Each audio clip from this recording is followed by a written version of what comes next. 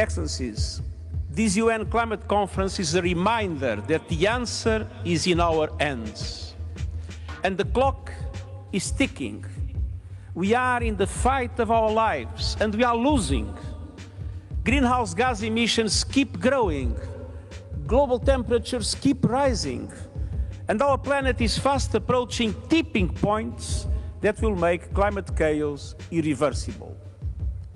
We are on a highway to climate hell with our foot still on the accelerator.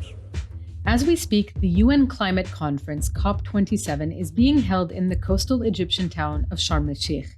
And there's one debate in particular that's caught everyone's attention. Can't wait anymore! Loss and damage finance now! And today we're here to demand for loss and damage reparations. Because every time we have a climate-induced incident or catastrophe, my country ends up borrowing money from IMF and World Bank. We all owe a debt of gratitude to activists and civil society organizations who have persistently demanded a space to discuss funding for loss and damage, and thus provided the impetus needed to bring this matter forward. If there is any doubt about loss and damage, go to Pakistan. There is loss and there is damage. And this COP needs to recognize it and needs to define a clear roadmap to deal with it, and the creation of an institutional framework, including financing, in order to address the problems of loss and damage.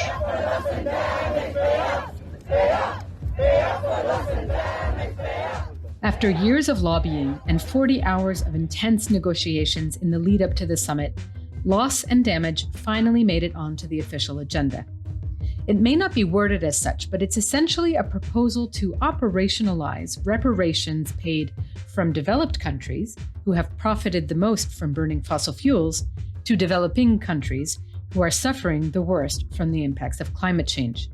What was once confined to the sidelines and mostly backed by countries in the global south is now being debated in the most mainstream of fora. Can it succeed? And if not, what are other avenues to improve global governance of climate action for the most vulnerable? From Geneva, Switzerland, this is Rethinking Humanitarianism. I'm your host, Heba Aly. In the nearly 30 years since the UN began hosting these COP summits, climate-linked disasters have grown more severe, more frequent, and more unpredictable. Most recently, you've seen the headlines. Unprecedented floods in Pakistan and repeated droughts in the Horn of Africa have affected millions of people. For many years now, the countries most affected and least responsible for the climate crisis have been calling for financing to help them deal with the effects of climate change. Today, that rallying cry is known as loss and damage. It's both a descriptor of the ravages of the climate crisis, an acknowledgement that loss and damage of people and habitat is already occurring, as well as a more formal term referring to a set of plans and policies, including a fund, to address those impacts. So to help us understand the prospects of financing for loss and damage and other proposals for more equitable climate financing, we're joined by two of our own. Erwin Loy is policy editor at The New Humanitarian. He's normally based in Geneva, but he joins us today from London. Hi, Erwin. Hi, Heba.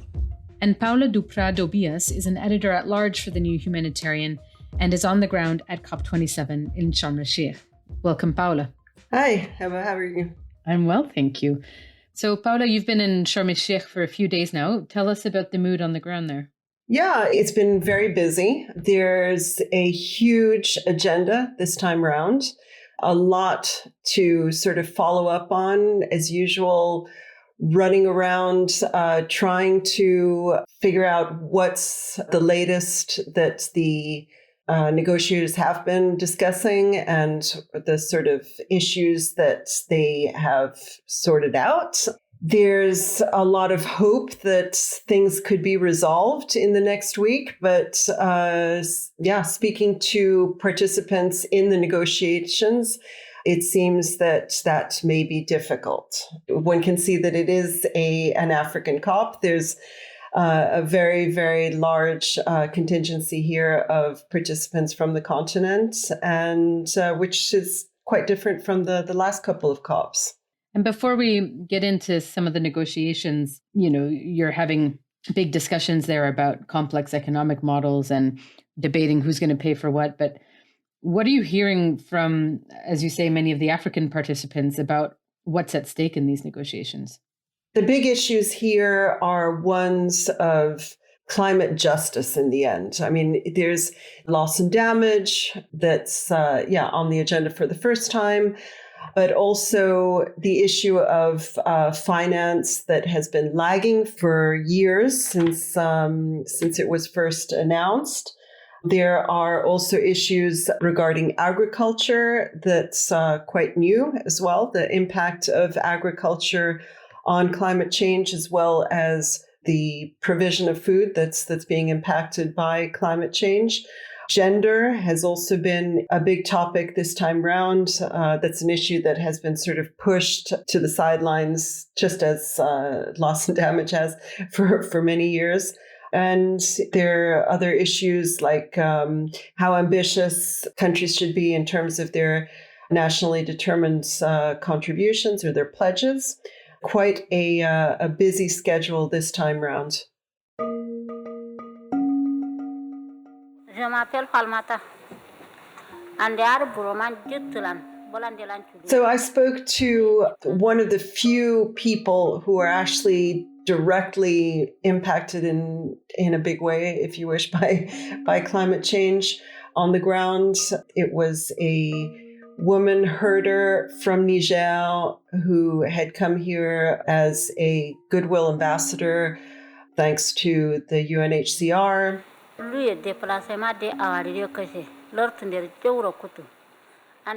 Because of climate change, she had been displaced from her community. She had lost her crops, she had lost her herds, and was living away from her home. Her family had been broken up pretty much because of climate change. The children had moved away. And she spoke to a group of people at the COP, and it was extremely moving. And I had the opportunity to interview her after that intervention. So it was, as I said, one of the few people really impacted by climate change who I was able to listen to.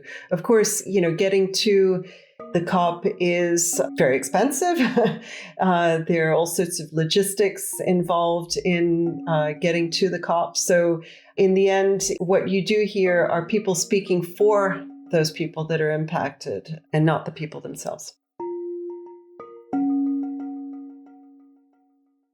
And did you speak to anyone from other parts of the world that are also affected by climate change? There's always been, and in this COP hasn't been any different in that sense, a large contingency of people from indigenous communities in the Amazon.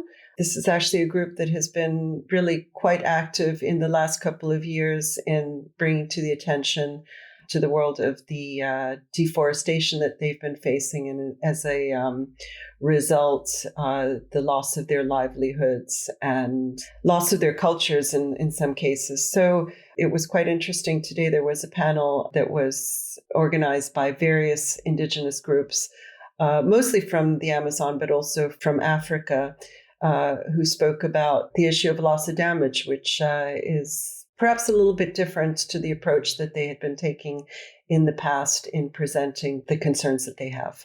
And that emphasis on loss and damage and the need for financing, as I take it, you also heard from other parts of the world, like the Caribbean. Yes, absolutely. Every year we go through the hurricane cycle, and we know that we're going to be suffering we're going to be affected by storms, we're going to be affected by hurricanes. The Caribbean, together with the Pacific Islands, have been the most vocal over the years in bringing to the attention the issue of the losses and damages from climate change that they have been experiencing. So I did speak to Francine Barron, who is heading an agency that is trying to help communities as well as the private sector and civil society groups in Dominica to access assistance for preparing themselves ahead of disasters as well as in response. After Hurricane Maria devastated Dominica, it's often said that their entire GDP was wiped out in that single storm. And the reality is that it's difficult for governments because we're constantly having to keep putting money into building back the roads, building back the bridges. I mean, most of the time, you're still paying a loan for the first bridge, and you now have to find new funds to build another bridge. And then the cost of... Francine Barron spoke about the mounting debt that her country faces in face of repeated hurricanes, and how the government is just unable to fund the response and the recovery from these disasters because they're already years behind receiving the necessary finance from international institutions. What we're saying is that, look, we are being asked to spend monies that we should not be spending to be able to protect ourselves against actions that were taken by others that is impacting the climate and therefore impacting our lives. And in some instances, funding is necessary to repair actual loss and damage, and in other instances, funding is necessary to ensure that you do not have that impact from an extreme event.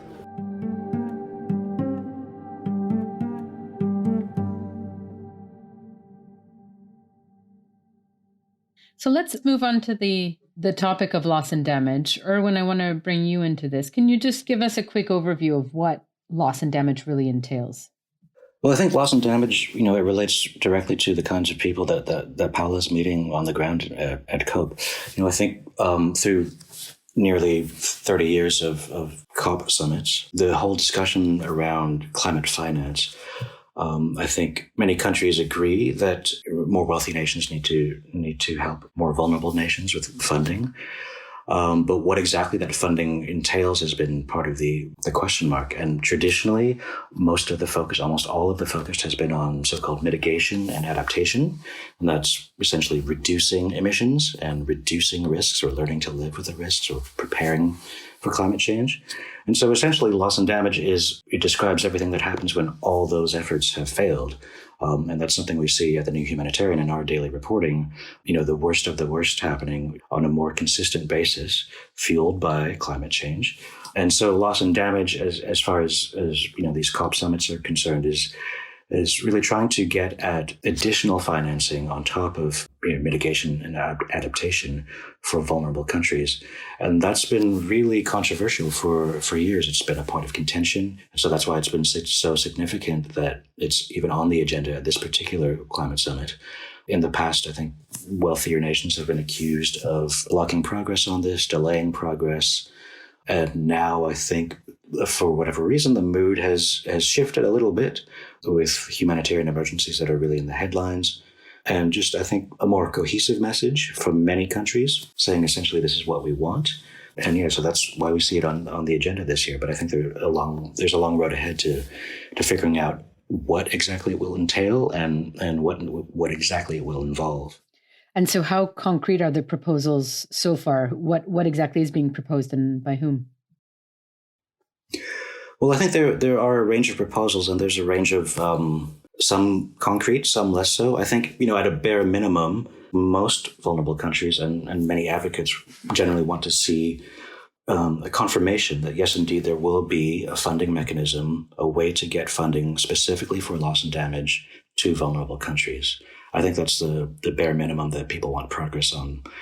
In terms of exact ways of doing that, I think that's, in some ways that's a question for later because that likely won't be decided at this COP. But some countries have proposed a specific disaster response fund where loss and damage financing would go. I think others are more concerned about having the funding be seen as too humanitarian, too focused on response, because it's quite similar to existing aid funding. And I think the concern is that they don't want it to overlap. This is both a response to emergencies, but also a way to prevent the worst effects from happening. Paula, you mentioned earlier that you've attended a lot of these COP summits. I'm curious when you first started hearing the term of loss and damage. Pretty much from the first time that I attended a COP, which was actually in Lima. That was the COP that preceded the Paris Agreement. Back in 2014. Exactly. And the concept was mentioned multiple times in discussions, formal and informal, and press conferences and so forth. And I guess it was probably the perseverance of, these countries that have been suffering the most, i.e. the Pacific countries, talking about how some of their islands were already disappearing. Similar points were being made by the Caribbean countries. But then throughout the years, various civil society groups would plug this concept of loss and damage, and the fact that developed countries were not wanting to address the problem. So yes, it has been a very, very long time. And of course, over that period, we also had these very striking images, such as the Prime Minister of Tuvalu that had addressed the COP26 in Glasgow from a lectern that was partially submerged in the water in the Pacific. And yet now, when it's officially on the agenda, the developed countries are insisting on exploring the issue further and delivering a solution in 2024. I want to read you a tweet from the Loss and Damage Coalition, that group of researchers, activists, artists, decision makers who are advocating for loss and damage. And they seem very concerned that Western countries are trying to delay. And they say there's a sense of déjà vu in the room because we've already had so many discussions on loss and damage finance. And this is an age-old tactic used by developed countries to delay progress with phrases like, we need to talk more about this. Do you get the sense that it's different this time around? I mean, the fact that it's on the agenda is, of course, a change. That's, I guess, the first step for further discussions. But of course, I think, yes, it's going to be rather complicated. I think that, this discussion comes at a time when there are a number of crises, global crises taking place, and pressure on humanitarian and development budgets. So the question of how much the developed countries may be willing to contribute even to these schemes that they are proposing is probably going to be very, very minimal compared to the needs. I mean, there were a number of reports that were published ahead of the COP, including one that said that it would require $2 or $3 trillion a year in funds towards this loss and damage in order to contribute substantially enough to their concerns. So that is the question, right? Who's going to pay for this? What are you hearing from the higher polluting countries about their willingness to foot the bill? I think it's a question of language. The developed countries do not want to actually phrase any of this assistance as reparations, which is what the developing countries are basically asking for, have been asking for some time. The text of the agenda is not putting it either in those terms, because that was, of course, the way in which we were able to get to this point of having that loss and damage in the agenda. But developed countries are now proposing some sort of insurance scheme instead of a proper reparations type of facility. This is the so-called global shield that Germany has put forward? Yes, well, that's one of the ideas that's out there. I think that you get a bit of a variation between some of the countries that have been contributing towards a loss and damage fund. The first of the contributors was, of course, Scotland last year at the COP. And they have been working with some philanthropic groups to distribute those funds. But it seems that from at least what one can read. And of course, Scotland being a part of the UK would perhaps be a little bit more free in the way that they call the type of assistance that they are contributing to this fund. But as far as this COP is concerned, we will probably not achieve all that is being requested by the developing countries, far from it. There's a lot of other issues that have to be sorted out, but of course, this is the most important for many of those most vulnerable countries to climate change. Or when you've written on our website that the countries that would be paying these reparations, as Paula just put it, are scared of the implications of that word. And earlier you referred to loss and damage as very contentious. What is the fear, or where's the contention? Well, I think there are two aspects to that. I think the broad fear is that it could, potentially open up a lot of funding. The words liability, the words compensation have long been the problem. Again, that's not on the agenda, even if vulnerable countries tend to use those words, and reparations in particular. That is not part of the language that's actually being discussed right now. So it potentially opens up, countries they see it as these spiraling costs. And I think there's some pushback from vulnerable countries on that. Also politically, domestically, it's not very realistic right now for Joe Biden to say, hey, we agreed to this thing. You could say that's an excuse, I suppose, because it's not even on the table. But I would have difficulty imagining a world as it's currently shaped with Joe Biden saying he's agreed to reparations on this issue, or any topic, really. So there's that matter. Domestically, it doesn't really fly in some countries. So I think there's a fear of costs and the fear of what that actually means for domestic politics, which is obviously a big fact of how international negotiations work. And so even though we are seeing some countries, Paula mentioned Scotland, but also New Zealand, Germany, Denmark, Austria, making pledges to a loss and damage fund, the money is nowhere near as much as needed. And at scale, it's sounding like it's still not very palatable, especially when framed through the lens of reparations. But there's another proposal that has been brewing that might be more palatable from a political perspective, and that's debt relief. Can you walk us through what those conversations have consisted of? Loss and damage, it's fairly clear. I think every country acknowledges that loss and damage is occurring. What they don't agree on is whether that should be tied to a monetary value that is owed to countries for historic emissions.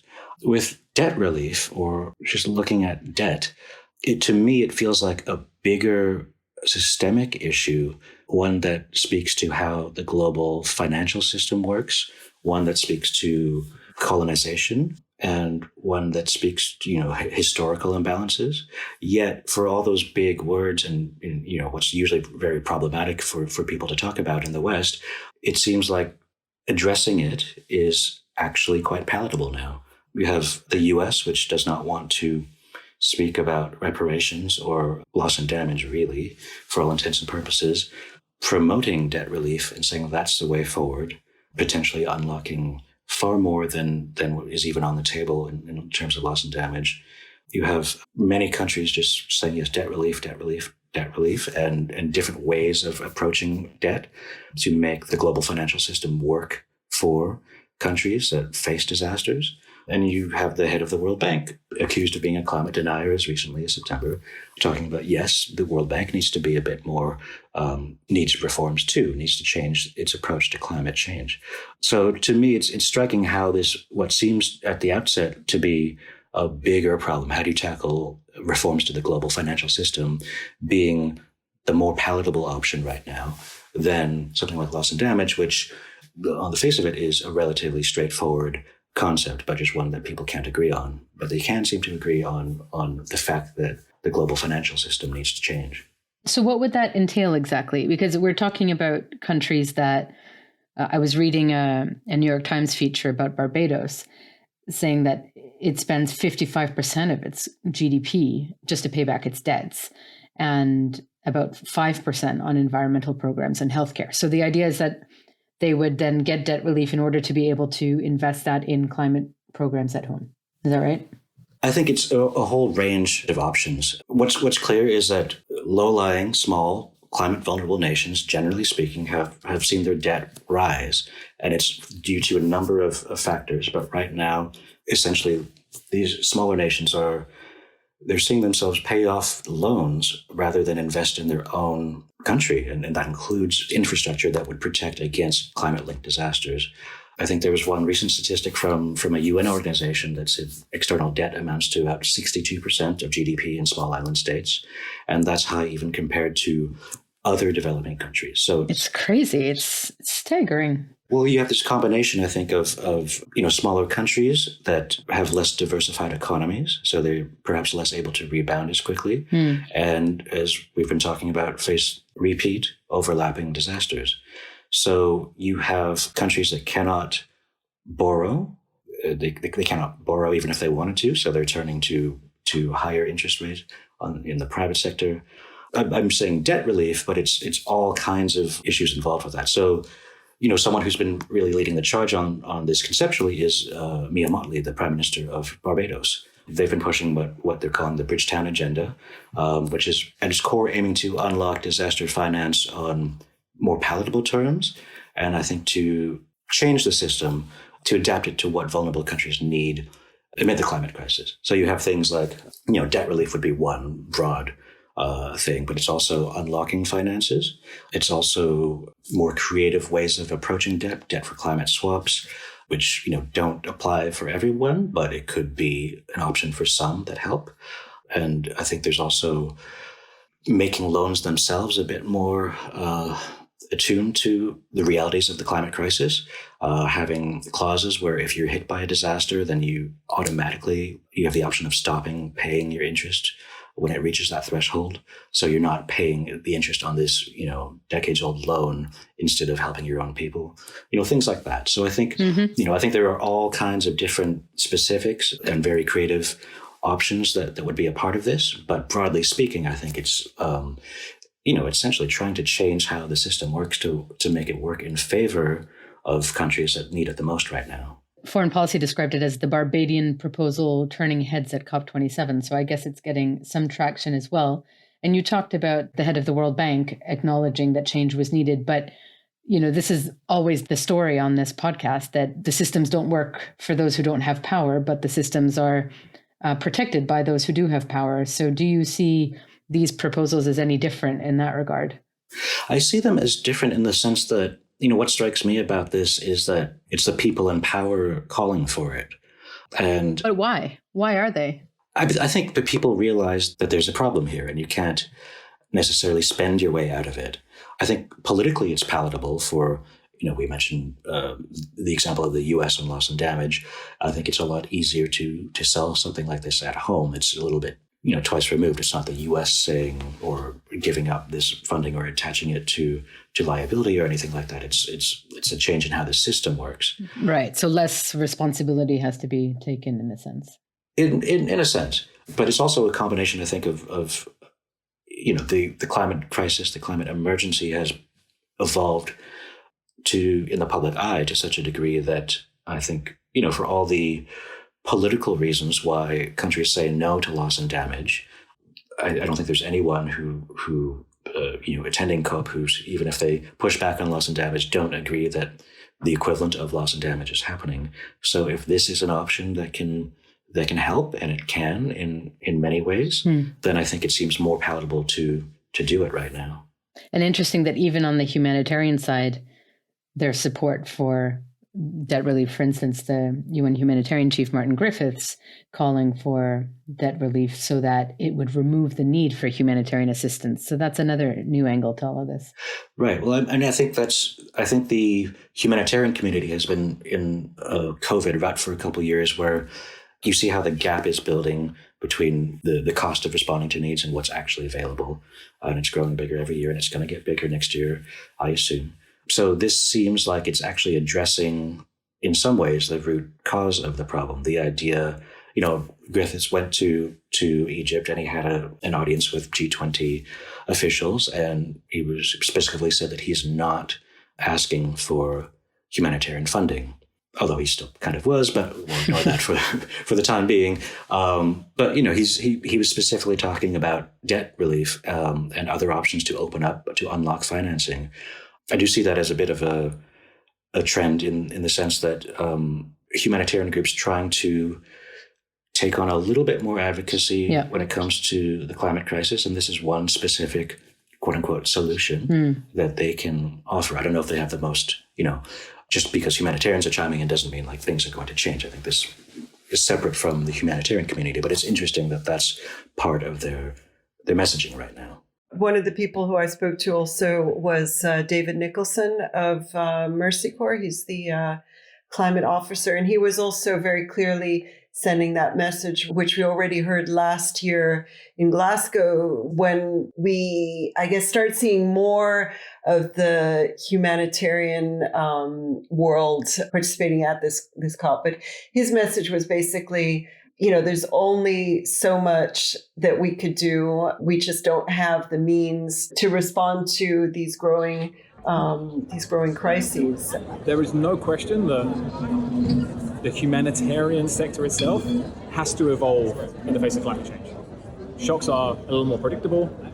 There could be more preparedness, a little bit more ability to quickly react to climate shocks.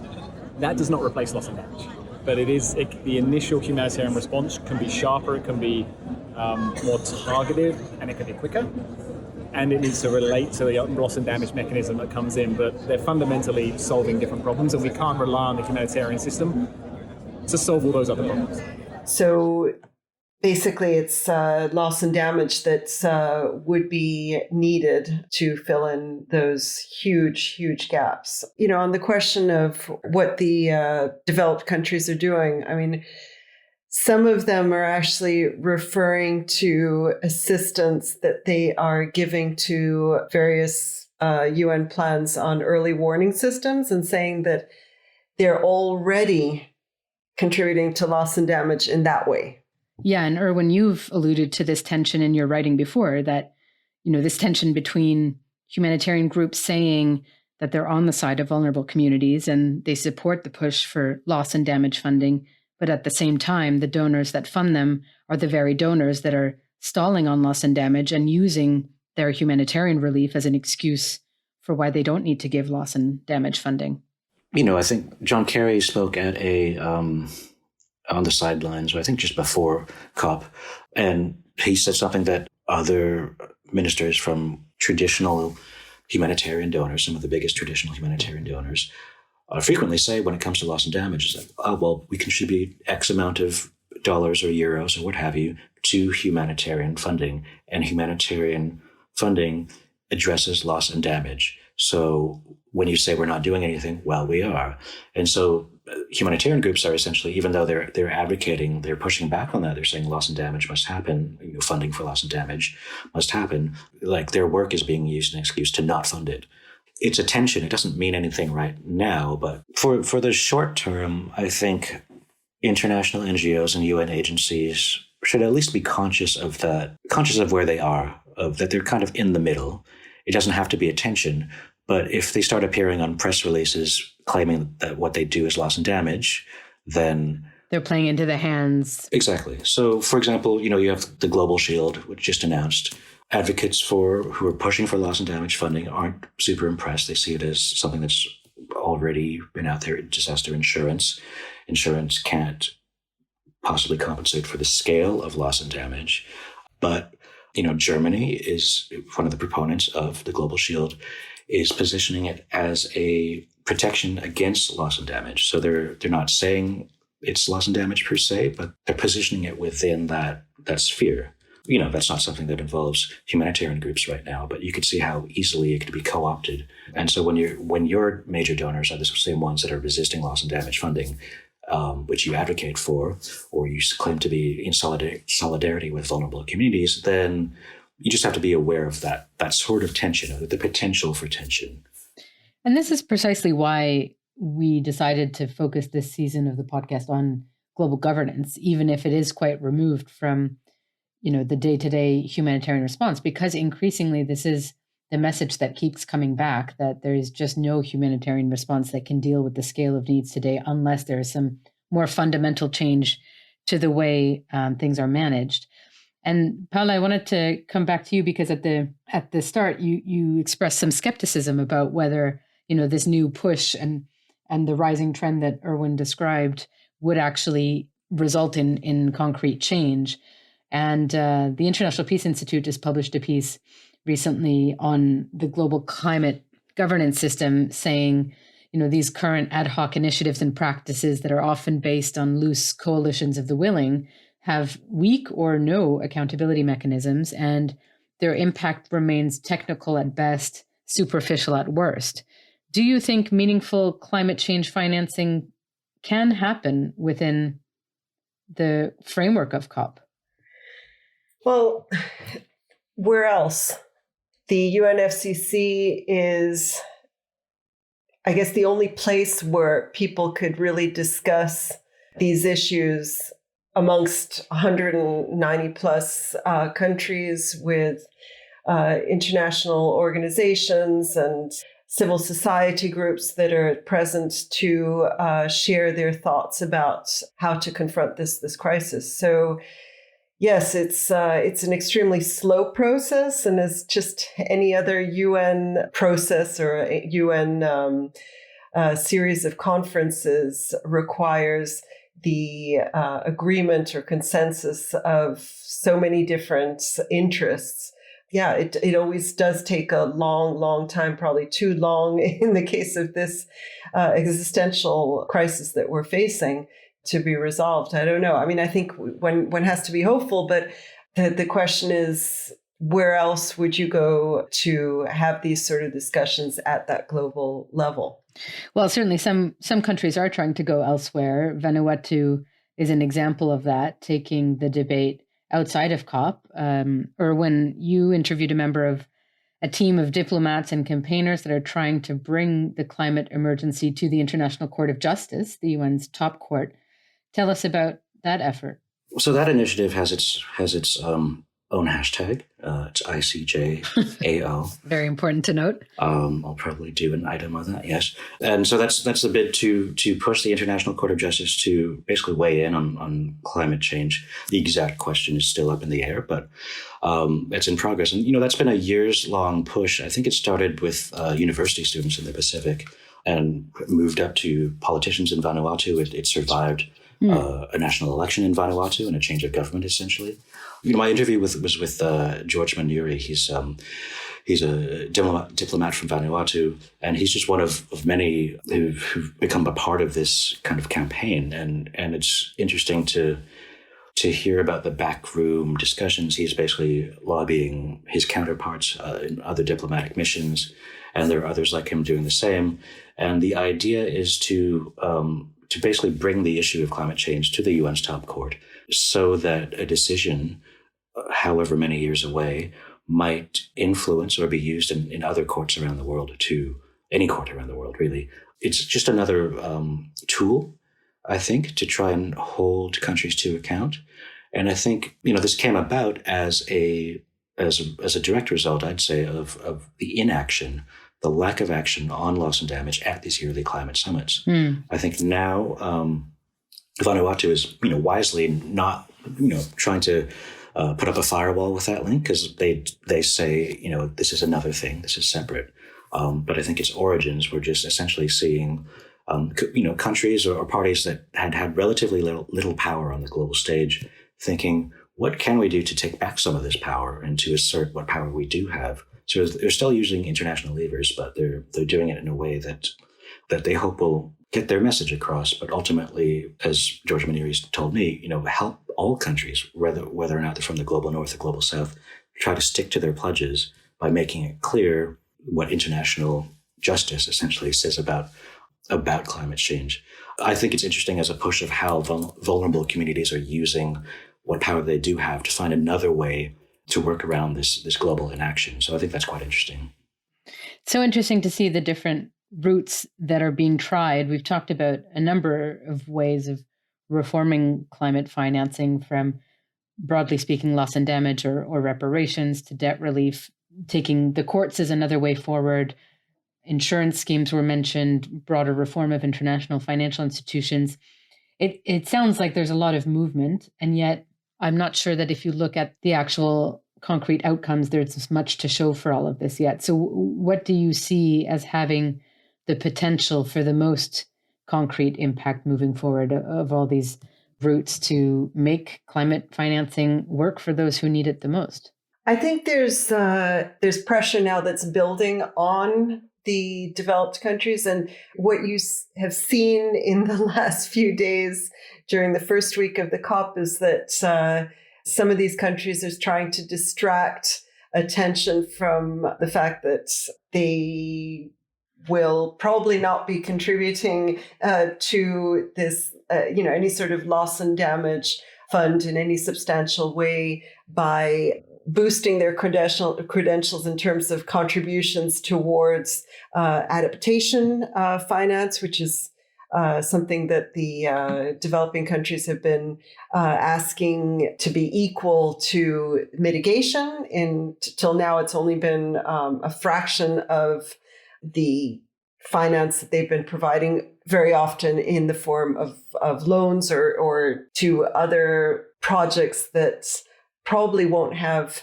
so much of an impact in the lives of those people who are really most impacted on the ground. So yes, I mean, you saw that in the case of the US, you saw that in the case of other countries who are saying, oh yes, but we are, we're contributing so many millions of dollars in adaptation finance. Maybe that pressure may help the demands for greater adaptation finance and maybe greater finance in general. But as far as loss and damage, I think, it's going to be a very, very long struggle still to achieve those levels of finance that will be required to compensate all those people who are experiencing and who have already lost livelihoods and so forth from climate change. Erwin, last word to you. Where do you see the most potential for concrete change moving forward? My concern with these issues is when we're talking about what is increasingly, I think, two very different ways of looking at the same issue. And, I bring it back to, a smaller issue within the humanitarian world, which is, localization, the push to make humanitarian action more locally driven. And I think, a lot of local humanitarians saw it as a matter of what was right, a matter of decolonization, to be honest. And those words were not used by, the international humanitarian sector who thought about it as a matter of saving money, of doing the right thing, maybe. But, it was two very different ways of looking at the whole thing. And now it's 6 years past the grand bargain, where some of the more concrete localization promises were sort of put on paper. And in many ways, very little progress. There's been subtle progress, but substantially, very many of the indicators for localization are just not happening. And so I see the same thing happening with loss and damage on a much different scale, obviously, in an existential scale. But if you have one side talking about climate reparations and climate justice, and the other side not even considering that as a part of their dictionary, then how do you actually join the two together? So even if they're talking about it on the agenda this year, that's significant, but are they even speaking the same language? To me, it doesn't give me a lot of hope in terms of finding common ground. That being said, this is how these things work. I'm not a climate negotiator. It's natural to have opposing sides, and you have to find common ground. I'm just wondering if the two sides are so far apart, not in distance, but conceptually, where you're talking about colonization, the impacts of colonial empires, versus is it our fault that there was damage in a country far away from this Western country. So it just seems like a completely separate conversation, and I wonder how easily that can be bridged. So if I have a solution, which I think would be a bit bold to say I have a solution for that, but generally speaking, I would say if you're a leader of a powerful Western nation and you have no intention of doing what is being asked for, then I think delaying and all that is very, I don't know how productive it can be. It just seems like it would be asking for frustration. And I don't know how, in the end, how constructive that will be.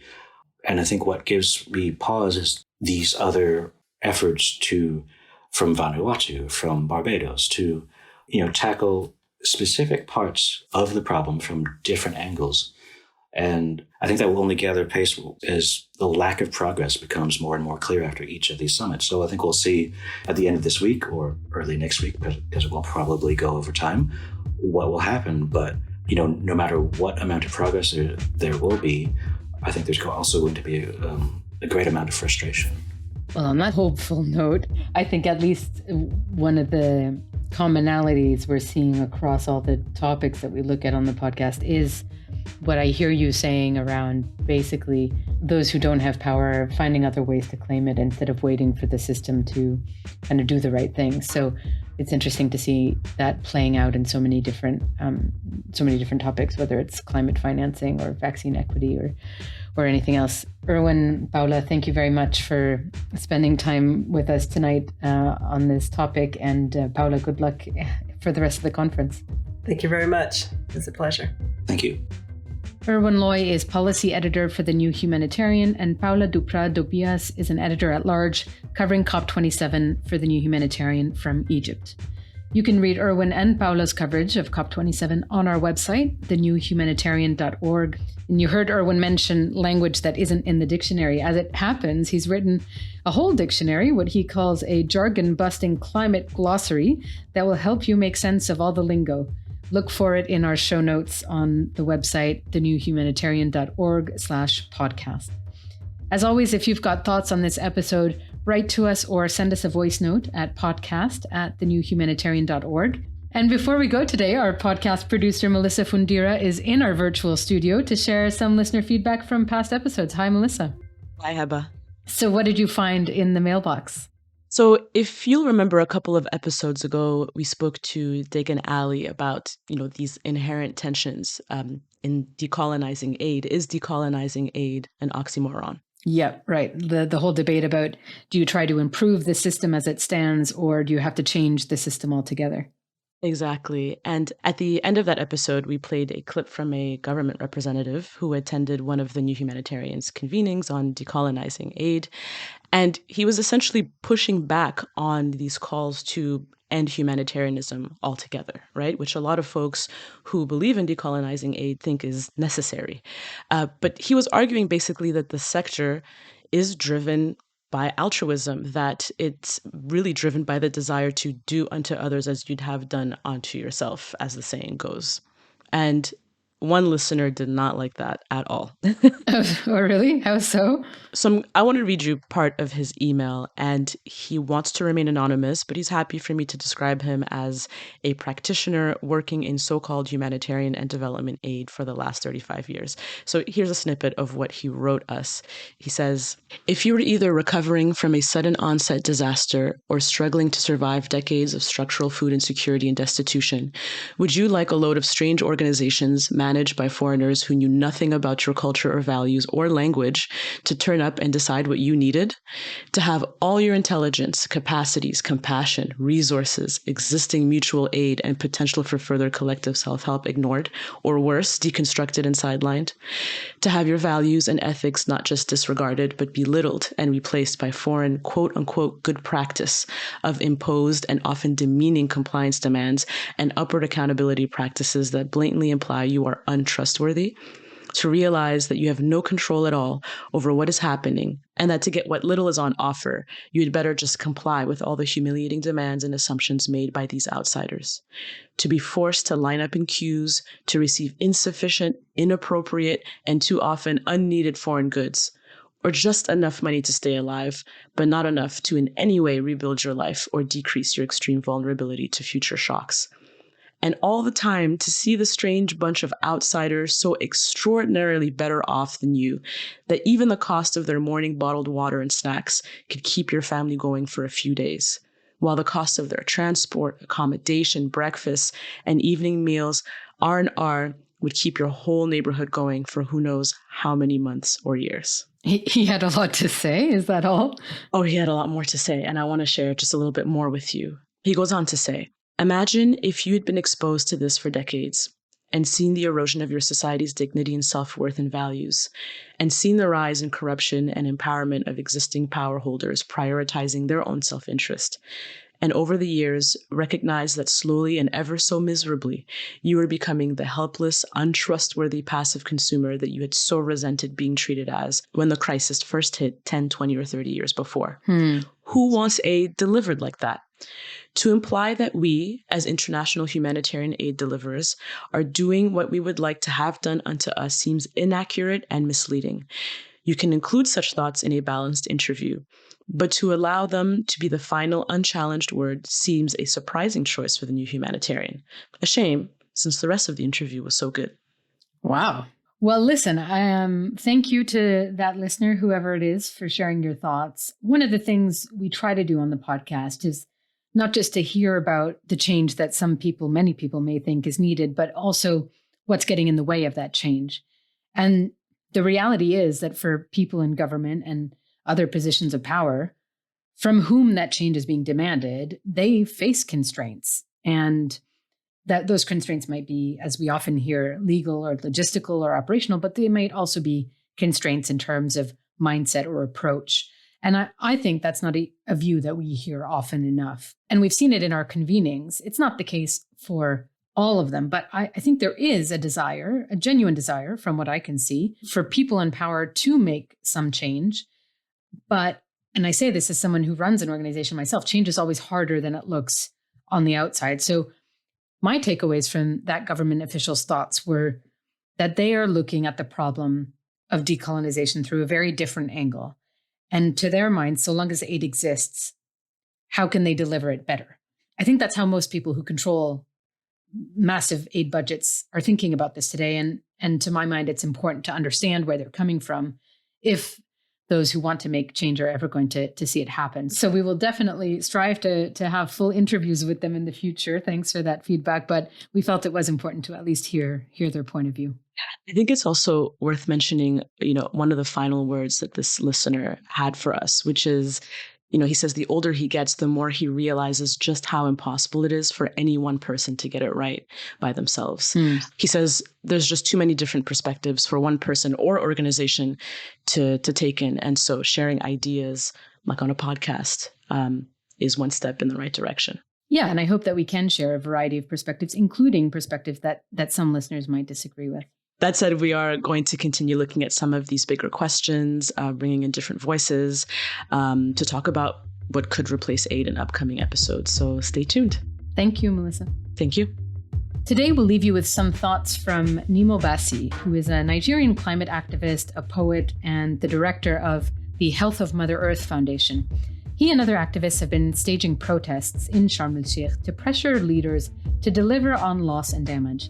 And he explains to Democracy Now!'s Amy Goodman that if they don't, then COP itself is lost and damaged. This podcast is a production of The New Humanitarian. This episode was produced and edited by, you just heard her, Melissa Fundira, original music by Whitney Patterson, and I'm your host, Heba Aly. Thank you for listening to Rethinking Humanitarianism. Well, this was a very peculiar kind of protest because usually we march on the streets of cities, but here we were having a protest march within the confined perimeters of the official COP venue. It was very surreal, and we just moved over a short distance, but still, again, in a certain sense, it showed the resilience of the people because we didn't want to legitimize any kind of control march in the city or in the town. So this was very important. And then the demands were mostly just denouncing the COP itself as lost and damaged. The COP is lost and damaged. And we also made very clear that net zero is a hopeless idea because just pushing the burden on the young people to whom the future belongs. And then we asked for, instead of just talking about loss and damage, that what we should be discussing at this time, because of extreme degradation, is the payment of a climate debt, which takes care of historical responsibility as well as current responsibility.